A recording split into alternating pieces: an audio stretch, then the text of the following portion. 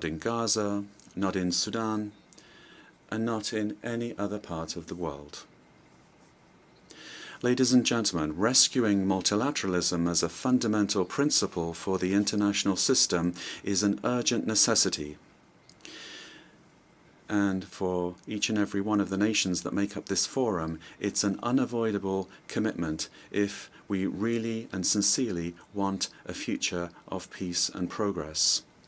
Only with substantial reforms can we resume the path that we set out on when this organization was founded in 1945. A multipolar world needs new focuses which will be adapted to emerging needs of nations.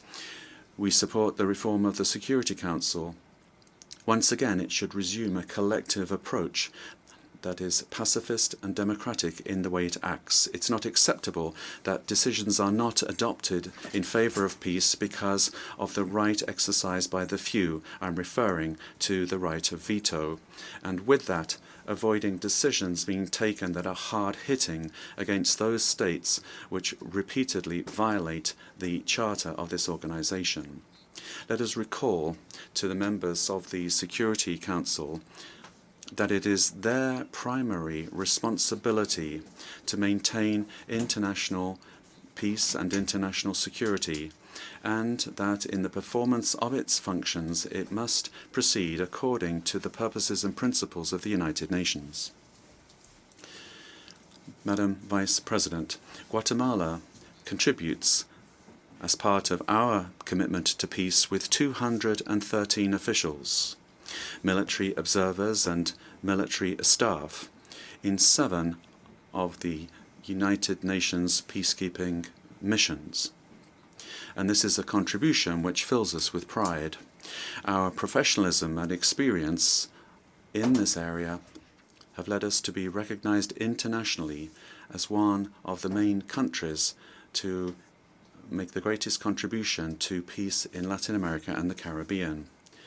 And I would like to share with this General Assembly that we are in the process of finalizing administrative steps to ensure our participation and deployment as a military police contingent in the Multinational Security Support Mission in Haiti, pursuant to Resolution 2699 of 2023 of the United Nations Security Council.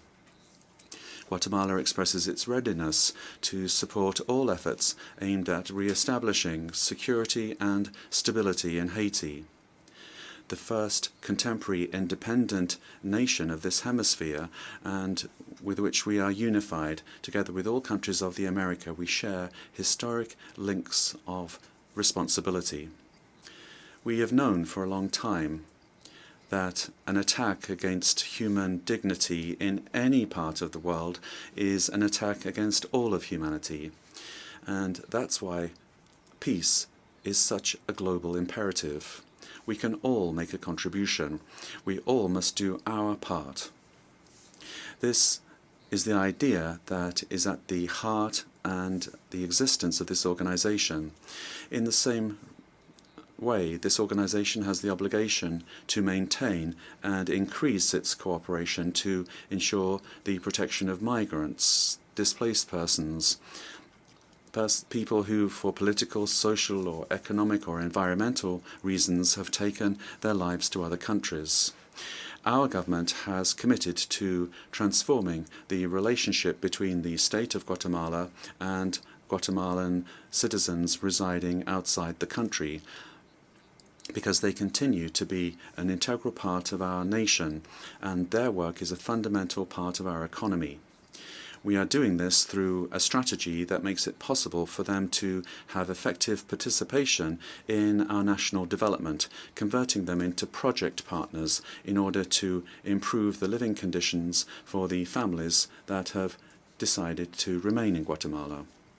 In the future that we are building, migration is a right, an option. It's not a sentence arising from the lack of opportunities, or from violence, or from hunger.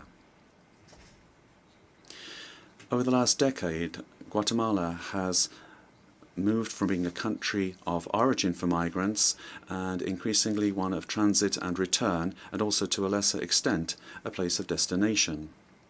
Our commitment is to give dignified treatment to all people that arrive on our shores, consistent with the treatment that we demand for Guatemalans abroad. Our state is making substantial changes in the way that we protect and care for migrant persons. We have identified areas that need improvement and where we can offer greater opportunities in order to strengthen our management of migration flows, to ensure that it is orderly, regular and safe. It's my personal conviction, that of my government and of the broad majority of Guatemalans, that all migrants deserve to have the opportunity of a dignified life and to ensure that their fundamental rights are respected, irrespective of the causes that led them to migrate. For this reason, we firmly believe in the work that is being done through the United Nations system. Guatemala promotes the achievement of the 23 goals established in the Global Compact for Migration, for safe, orderly and regular migration, promoting international cooperation in the area of migration. With that same conviction, we welcomed 135 Nicaraguan brothers who were released from arbitrary detention by their government. Our commitment is that Guatemala will always be a space for dignity and freedom for those who come to our country, particularly for Central Americans who are, in accordance with our constitution, our history, and are generally felt to be our people, fellow citizens and brothers and sisters. Guatemala reaffirms its commitment to the fundamental principles of democracy, such as those that are in the Inter-American Democratic Charter, and which is a basic fundamental principle of the political organization of our peoples. We reject in our hemisphere and throughout the world any attempt to suppress the aspirations for freedom and justice that are expressed by the peoples of the world through free and democratic processes, as we are seeing currently in Venezuela and Nicaragua. The principles of democracy are fundamental in order to preserve freedom, dignity, and inclusive and equitable prosperity for humanity. Madam Vice President, before this General Assembly, I would like to reaffirm the commitment of Guatemala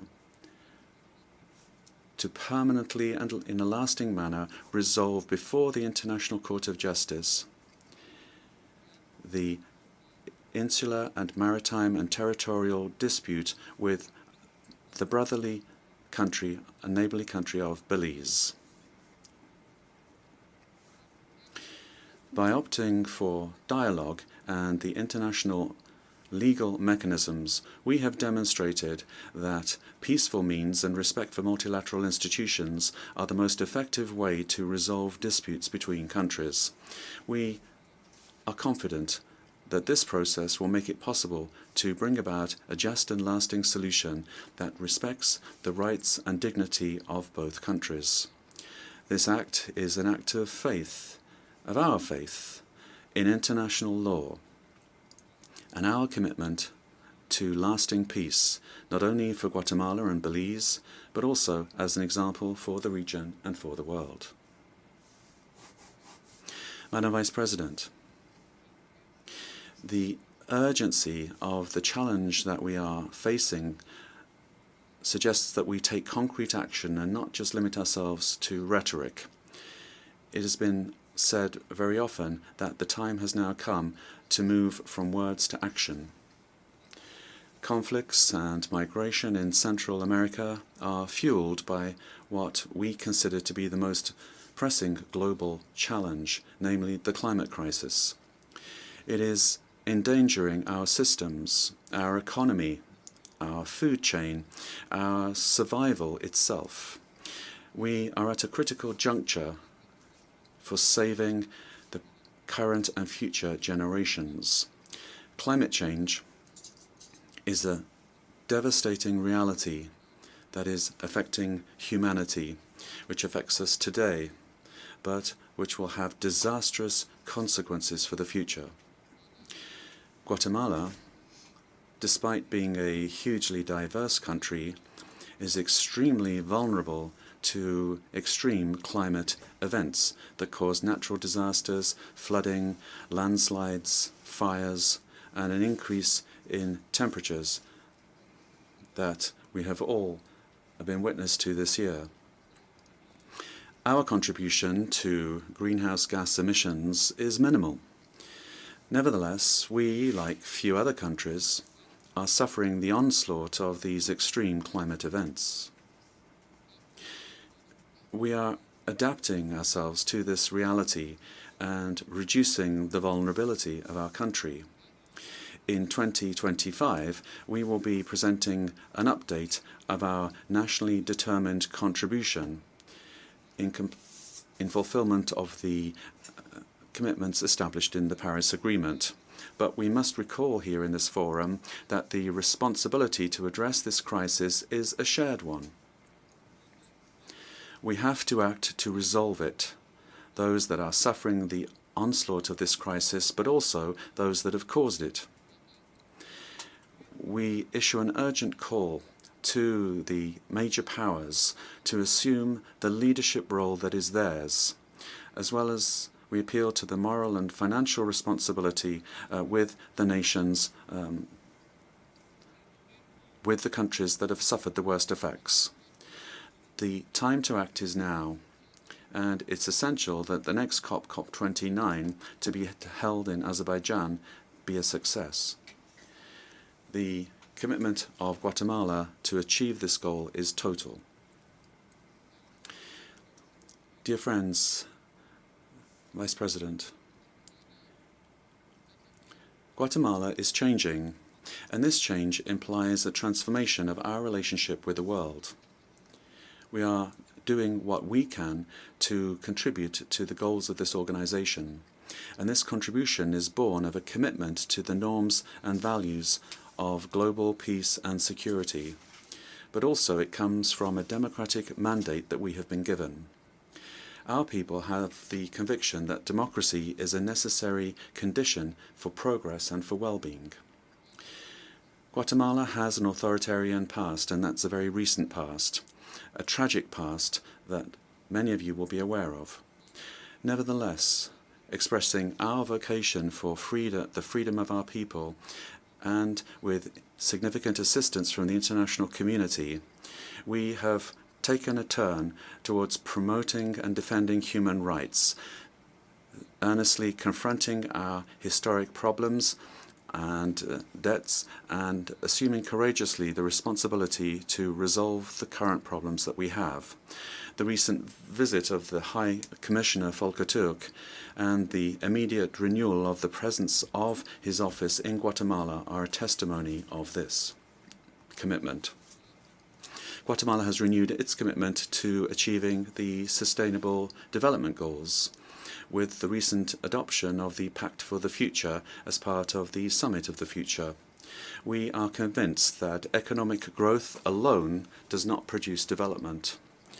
Cooperation, protection of the environment, social inclusion, respect for and the promotion of human dignity and security are indispensable preconditions for development. Guatemala is changing, and we are moving towards a future that is more equitable, where development and progress will reach every corner of the country, particularly the most abandoned sectors of the population, where everyone, irrespective of their origin, will have the possibility to build a dignified and full life. This is a natural aspiration of all peoples. We will do our part to bring this about in Guatemala, and we will work together to bring this about where it is needed. But we're doing this because we know that the world is changing. This change depends on our efforts as United Nations in this forum. It is unavoidable, and it is just beginning. It is for the well-being of our peoples and our nations. This is the vision that was at the heart of the foundation of this organization 79 years ago. This is the vision that should guide our efforts today as humanity. And I conclude quoting the sacred book of the Mayan people, the Popol Vuh, as follows. Let everyone stand up and advance. Let no one be left behind. Thank you very much.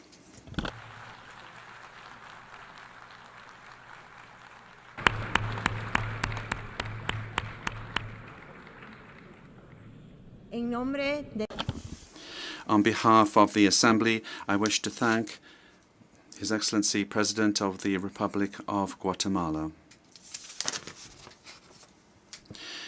The Assembly will hear an address by Her Excellency Viola Amherd, President of the Swiss Confederation.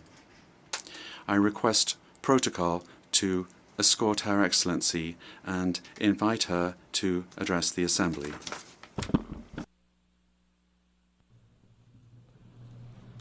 Madame la Vice-Présidente, Madam Vice President, Deputy Secretary General, Excellencies, ladies and gentlemen, on the morning of the 3rd of March 2002, I placed a ballot paper in the ballot box on which I had written a decisive yes. From early morning, figures and projections had already been displayed on TV screens, and yet it wasn't until the evening that the verdict was rendered. After a long and difficult struggle and a controversial election campaign, Switzerland was going to join the United Nations. In fact, ultimately it was just a few hundred votes in the Valais canton, my region of origin, that were the decisive ones. The Swiss people thus expressed the resolve of our country to shoulder its responsibilities and to participate in international politics in a spirit of solidarity. That was more than 2 decades ago. Today, I'm speaking to you just a few days away from the Swiss presidency of the Security Council. The world has changed, but not our principles. Like numerous other countries, Switzerland is increasingly concerned by worsening tensions throughout the world and the emergence of new conflicts. Unfortunately, we increasingly see gross violations of human rights and a complete disdain for internationally recognized borders. Might risks trumping the rule of law, and the use of force has considerably increased. It is only by standing together that we can confront this trend that the great writer Charles Ferdinand Ramuz described so well a century ago. I quote, "Misfortune never comes alone. They get married and have children." Great challenges face us. Wars, disasters, harm that we inflict upon our own planet, and risks and opportunities as well linked to technological progress. The UN, as the only universal organization, is absolutely central in tackling these issues. Taking the decision to work together better, irrespective of political regimes, economic structures, and cultural differences, is already a good start. The world should not divide itself up into blocks. That means that we should be ready to negotiate with all major regions of the world based on the principles that are in the interest of all, respected by all. International law must always be the basis of this. Excellencies, ladies and gentlemen, the quest for peace prevails over all else, and Switzerland is committed to this. Standing in solidarity, faithful to its tradition of good offices, and because giving up and inaction should never be an option, Switzerland this summer brought together about 100 countries and international organizations during the High-Level Conference for Peace in Ukraine. Our aim was to give an initial push for a comprehensive, fair and lasting peace in Ukraine based on international law and the UN Charter. We would like to reiterate our invitation to the international community to spare no effort to support concrete measures and the joint communique. International law is the foundation underpinning our shared efforts for peace, security and prosperity in the world. The Geneva Conventions, whose 75th anniversary we are commemorating this year, govern the legal bases for war and thus the protection of civilians. Nonetheless, recent figures from the UN paint a bleak picture of the international community. Not only are people and civilian infrastructure insufficiently protected, but they are coming under repeated attack. We can see violations of international humanitarian law in Myanmar, in Ukraine, in the Middle East, and in Sudan. My country was firmly committed to ensure that the Security Council adopt ceasefire resolutions in Gaza and in Sudan in particular. There is an urgent need for these resolutions to be implemented and upheld. By the same token, we strongly call for an immediate return for complete cessation of hostilities on both sides of the Blue Line.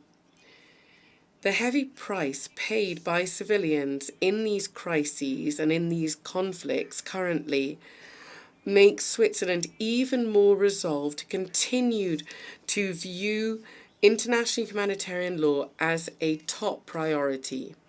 Respecting it is at the heart of our commitment within the Security Council.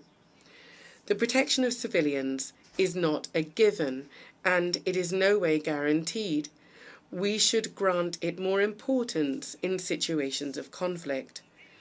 The best way of protecting civilians is and will always be peace. Along these lines, my country is investing in promoting civilian and military peace. Whilst some peacekeeping missions have not always achieved the aim set out, day after day they nonetheless contribute to keeping people safe and to stability and to peace. We need to overcome disagreements when we are deciding upon new missions. Peace is too precious to become a playground where individual interests play out. Standing alongside numerous international partners, Switzerland is making its contribution to promoting peace and strengthening its commitment where possible. Over and beyond matters pertaining to peace and conflict, numerous other challenges are of concern. We urgently need to address these. For several years now, it has become increasingly clear that civilians must be protected not only during armed conflicts, but also during natural disasters. Climate change and biodiversity loss have an existential impact on a growing number of people. It is crucial that we also maintain our commitment in these areas and that we bolster them and take brave, courageous measures for the future. Numerous international agreements on the environment or on climate change have not been implemented or have been done so insufficiently. This has led to a massive destruction of our environment. I'm also concerned by the uptick in disinformation. This undermines freedom of opinion based on facts. Private and state actors are spreading false information in their own countries and in other countries in order to deepen polarization, sow discord, and destabilize states. Switzerland is firmly committed to freedom of expression and to freedom of the media. Disinformation is a poison. We want to address this by better distinguishing between what comes under the rubric of freedom of expression and what is the manipulation of facts, by debunking illegitimate influence, by fostering open and fair debate, and by informing people transparently and objectively, both as governments and as international organisations. We can achieve this. Excellencies, ladies and gentlemen, Switzerland is firmly committed to strong and effective multilateralism. I'm aware of the need for combined commitment from all states in order to find solutions together. My country stands out for its regular democratic debates at all levels of our country, within the municipalities, our regions, and at the confederation level. There is an urgent need to restore such a constructive and peaceful debate between states in order to tackle existential challenges. The day before yesterday, together, we adopted the Pact for the Future. The Pact is a strong commitment to multilateralism. One of the key dimensions of this is the 2030 Agenda for Sustainable Development. This is our roadmap, which we need to implement together as quickly as possible. The idea must be born of the vision, like the spark from the stone. Ramu also said this, and this quote still is relevant today. Let us be courageous and let us remain confident. We need a framework in which we can work together in partnership to find solutions. It is the United Nations which provides us with precisely this framework. It is up to us to make this institution stronger. Thank you very much.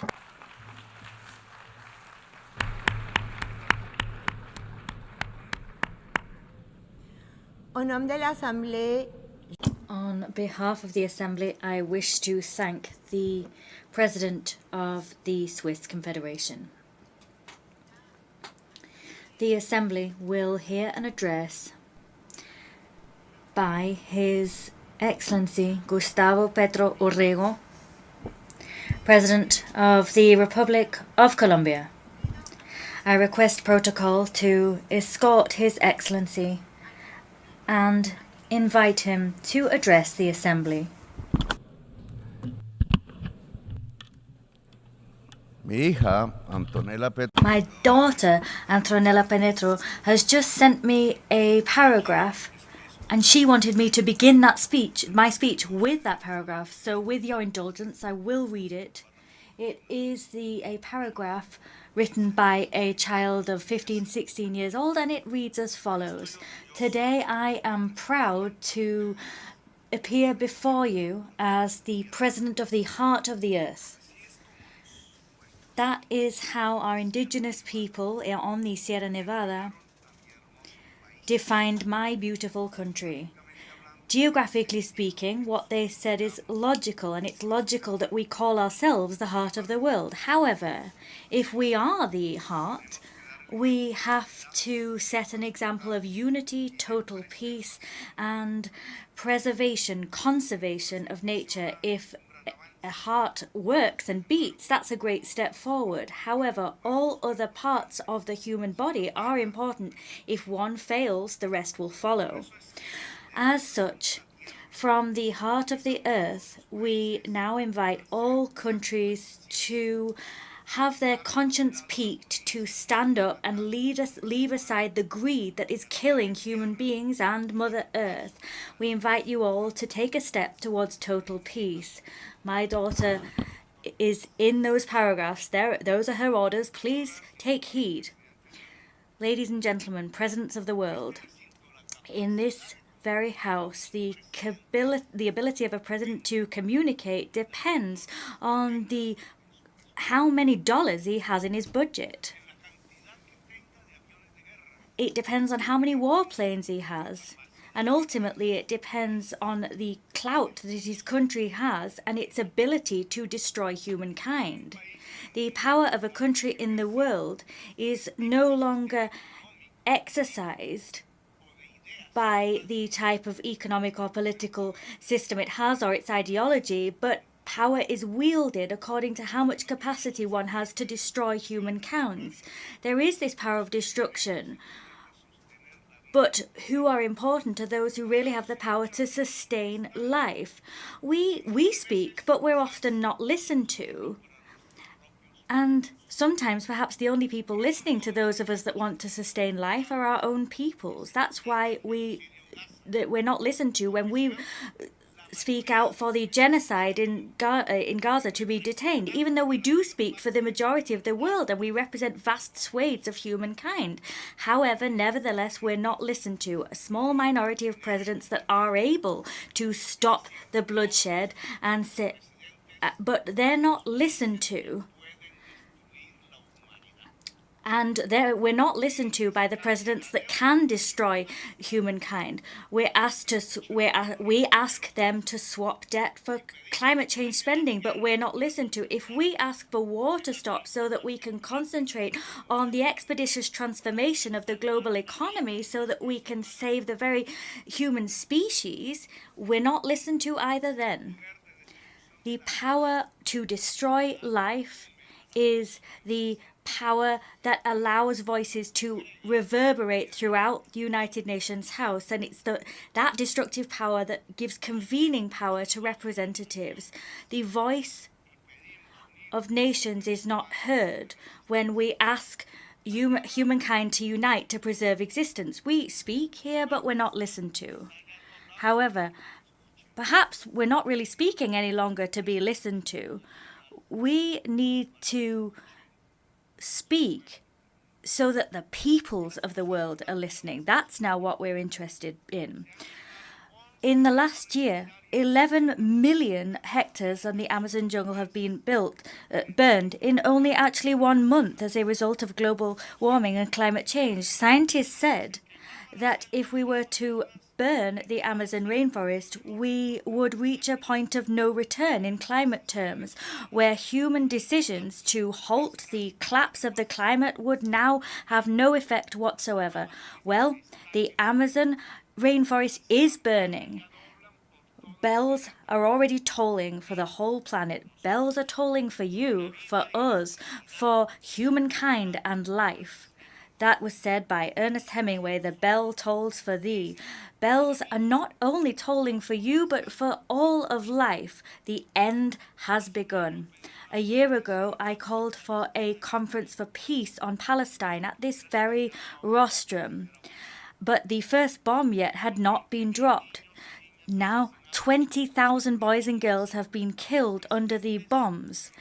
And the presidents of the countries of human destruction are laughing in these very corridors with the help of mass media that today are the owners of major capital. They are reordering a world, and they're creating a world without democracy and without freedom. The democratic project of humankind is dying along with life, while at the same time, racists, supremacists, those who stupidly believe that the Aryan race is the superior race are getting ready to dominate the world, brandishing the threat of bombs and terror over human beings. The control of humankind on the very foundations of barbarism is being built. And that is being played out in Gaza, Lebanon. When Gaza dies, humanity will die, the whole of humanity.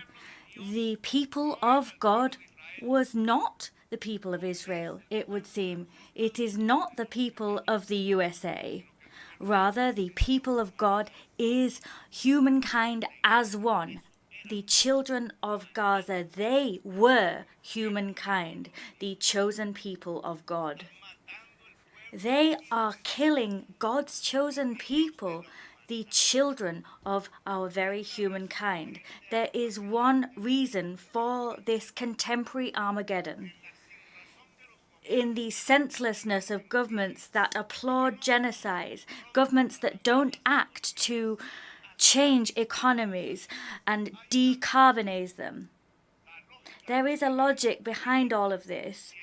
It's not politics or this atrium where all presidents speak. That logic, that rationale lies outside, and it's called social inequality. Oxfam says that the richest 1% of humankind has more wealth than 95% of all humankind combined. It is in that level of inequality where the best of our history lies. That is where the logic of mass destruction lies. Destruction that's been unleashed by climate change, the logic of bombs. Netanyahu, as a criminal, is letting those bombs raise down on Gaza. Netanyahu is a hero for the richest 1% of humankind because he's able to demonstrate that people can destroy themselves with bombs. If wealth is measured in CO2 issued and not in dollars, we have the answer. The richest 1% of humankind is responsible for the climate change, which is gaining ground and is getting ready to destroy the world with oil and carbon, because that is how the world grows rich. The politicians, including the presidents of the most powerful countries of earth, quite simply obey them. They pay their campaigns.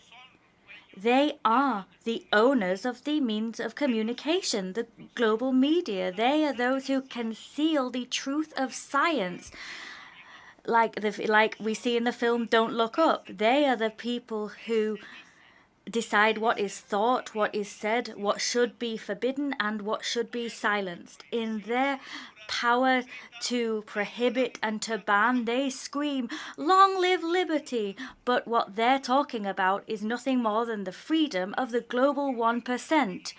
They are obsessed with the free market, and that obsession brings us to the destruction of life and our atmosphere. The free market wasn't freedom, as they claimed it would be. Rather, what it meant was the maximization of death. The richest 1% of humankind is the powerful global oligarchy. They are the people who allow us to drop bombs on women, elderly people, and the children of Gaza, Lebanon, or Sudan.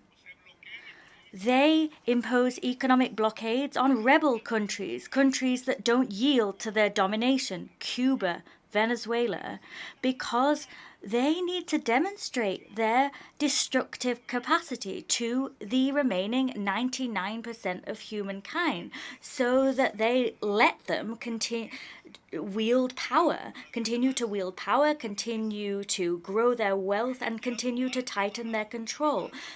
This oligarchy is bringing humankind to the very brink of its own destruction. Politics just nods its head at them. They ignore the fact that people need freedom, people have power. They ignore the idea of democracy. The question we need to ask from this rostrum is, will the people allow this to continue? There is no more time to waste. Governments are incapable of halting the extinction of human life. Life indeed. Today we need to choose between life or greed, between humankind or capital. All I can say to the people of the world, as a representative of a country without weapons of mass destruction, without dollars, but a country that is beautiful in its biodiversity and cultural wealth, a country that's the country of butterflies of all colours, all I can say to you that now is not the moment for governments, it's the time of our people. Time has run out. Let us fly the flag of life, or our people will fill up mass graves. This was revealed to us by the epidemic. The time has come for people to act. Local action needs to be taken. Globally, we need to come together.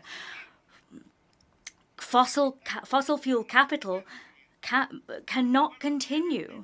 People must stop the rising tide of capital. The poison thrown into the atmosphere is lethal, and the chimneys that belch it out must be plugged.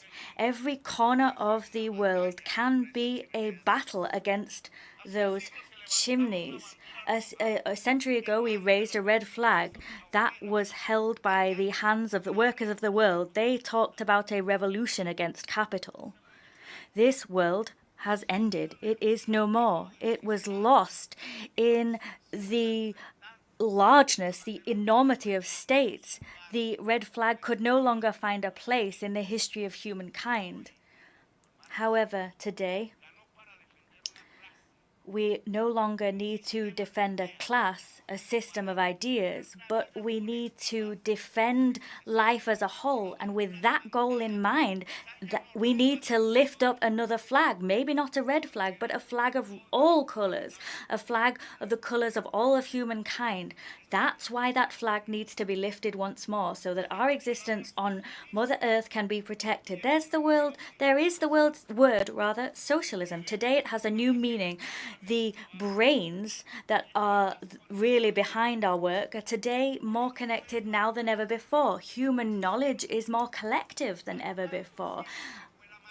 Let us always revive that magic, that thinking that has allowed us to survive. Individuals are weak alone, and they'll end up being taken over by fentanyl and defeat if they act individually. People are strong if they help each other. And this mutual assistance can mean that we can go global. Mutual assistance, collectively building knowledge, humankind as a new political subject, all of that is the basis by which we give new meaning to the word socialism. We are more advanced than we've ever been. We are at the forefront of intelligent life. Intelligent life must defend itself and defend other lives from a global oligarchy who wields its weapons to destroy that life.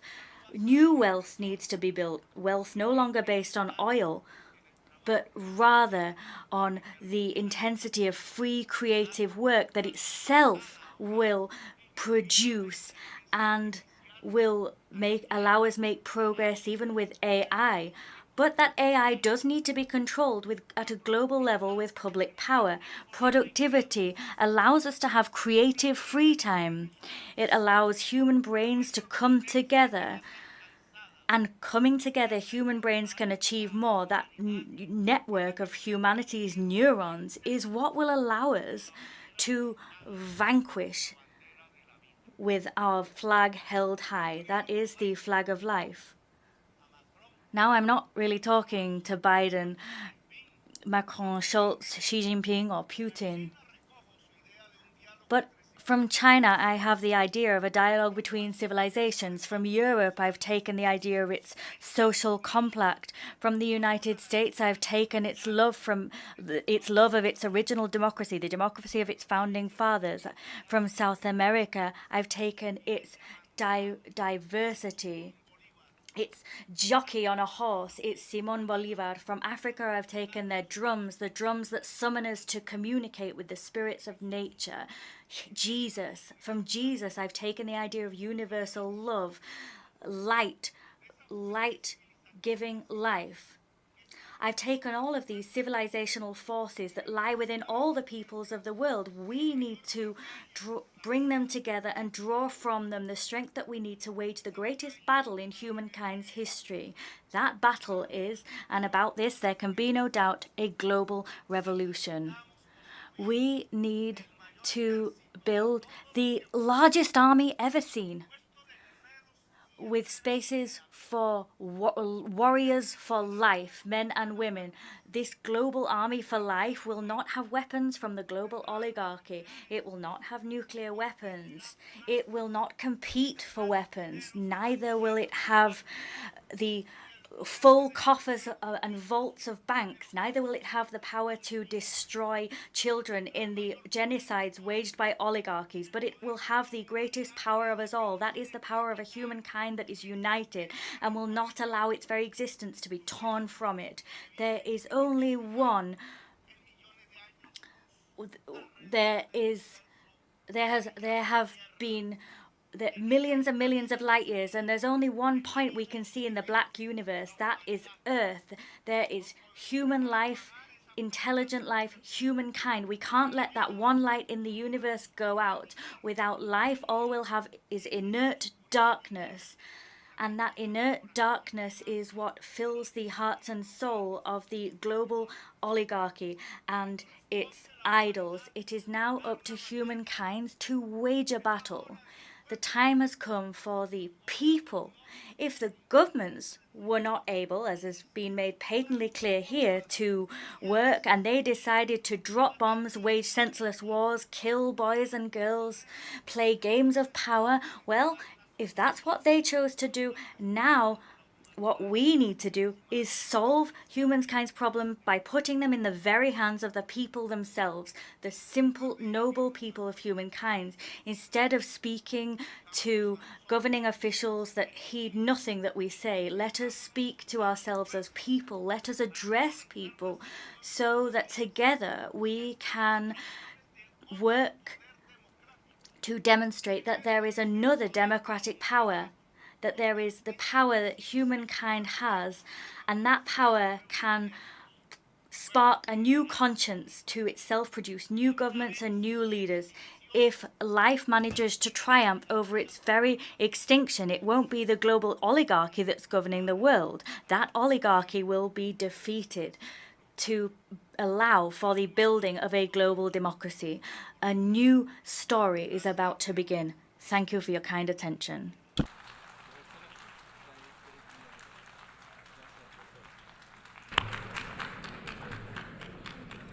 Agradezco. I thank, on behalf of the General Assembly, the President of the Republic of Colombia. The Assembly will now hear an address by His Highness Sheikh Tamim bin Hamad Al Thani, Emir of the State of Qatar. I request protocol to escort His Highness, and I invite him to address the Assembly.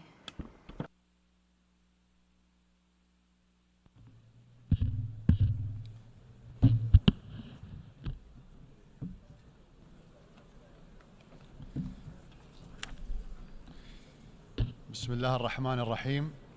In the name of God, the merciful, the compassionate. Excellencies, may the peace, mercy, and blessings of God be upon you. At the outset, I would like to congratulate His Excellency Mr. Philemon Young on assuming the presidency of the 79th session of the General Assembly, wishing him every success in his tasks. I express appreciation to His Excellency Mr. Dennis Francis for his efforts during his presidency of the previous session, and we commend the prominent role played by His Excellency Mr. Antonio Guterres, Secretary General of the United Nations, in strengthening its role and achieving its lofty goals. Mr. President, the blatant aggression that befalls the Palestinian people in the Gaza Strip today is the most barbaric, heinous, and extensive aggression violating human values, international conventions, and norms. This is not a war within the international relations well-known and common concept of war, but rather it is a crime of genocide by means of the most sophisticated weapons against the people besieged in a detention camp where there is no escape from the barrage of aerial bombing. Resolutions, condemnations, and reports have been exhausted. Nothing is left except the undeterred, ongoing, and premeditated stark crime with children, women, and the elderly as their victims. We oppose violence and the targeting of innocent civilians by any party. But after a year of this war, and with all that has taken place and that continues to take place, it is no longer tenable to talk about Israel's right to defend itself in this context without being complicit in justifying the crime. It is no longer plausible for any official to claim that they do not know. The facts are well known, and reports issued by international organizations about the bombing of schools and hospitals, weaponizing access to food and medicine, in addition to the published and publicly uttered intentions of Israeli leaders. Therefore, the failure to intervene to stop the aggression is a major scandal. Ladies and gentlemen, every year I stand on this podium and I begin by talking about the Palestinian cause, the absence of justice, the perils of believing that it can be neglected, and the illusions of making peace without a just solution to the Palestinian cause. I have done so every year at a time when the Palestinian cause has become absent from the speeches of major powers' representatives in our world. There are those who are tempted by the possibility of marginalizing this issue to get rid of its burden or seeing it vanished without resolving it. But the Palestinian cause is resistant to marginalization because it is an issue of indigenous people on their own land, a people who are subjected to a settler colonial occupation. This occupation has taken the form of an apartheid system in the 21st century.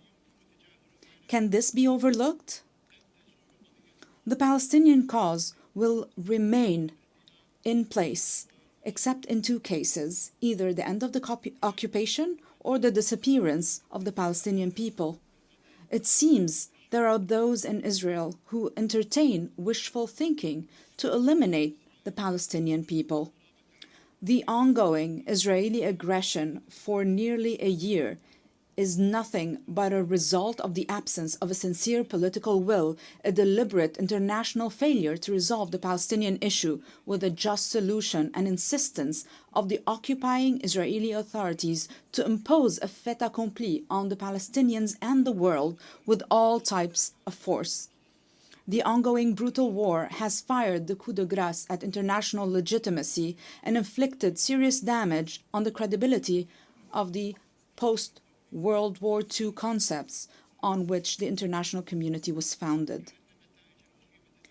As if the dire consequences of this approach, which are visible before our very eyes, are not enough to prove that ignoring a just solution is conducive to disaster, we discover to our disbelief that some are still trying to find innovative measures to run Gaza after the war, with or without an authority,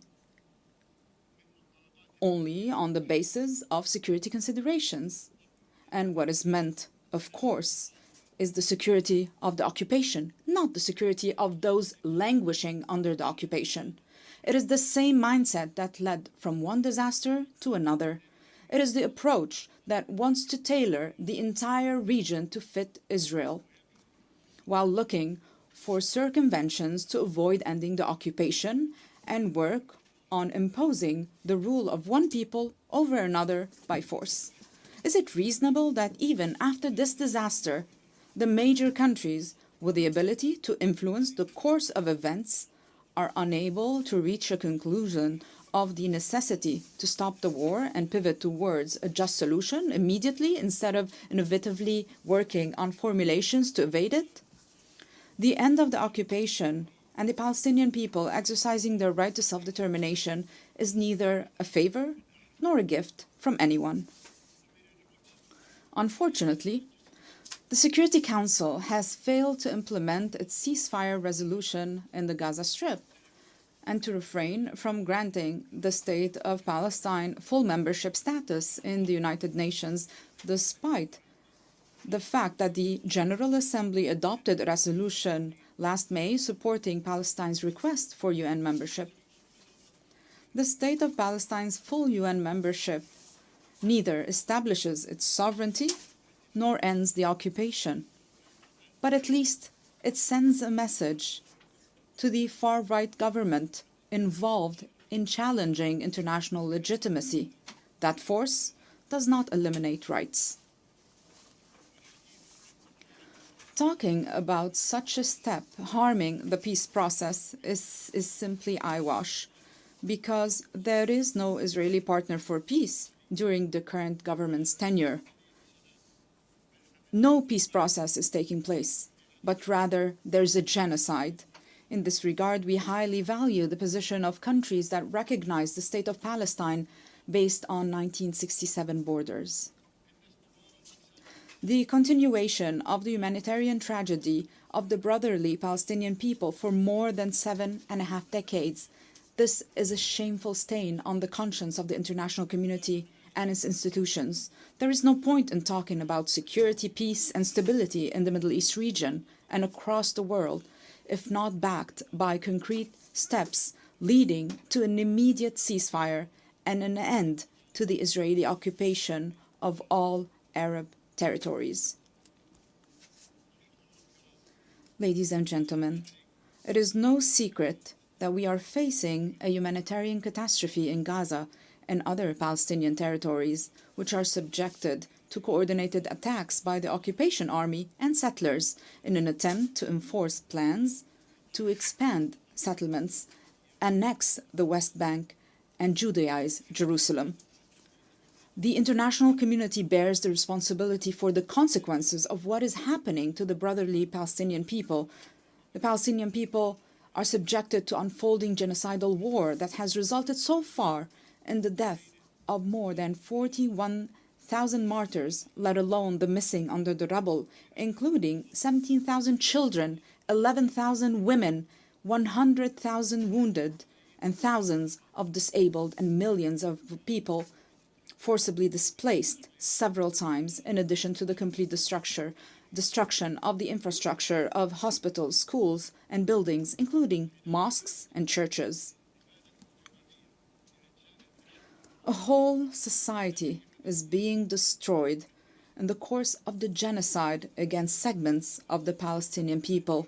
It is the Gazan Palestinian community that has retained its composure and achieved remarkable development levels amid more than 17-year-old stifling siege.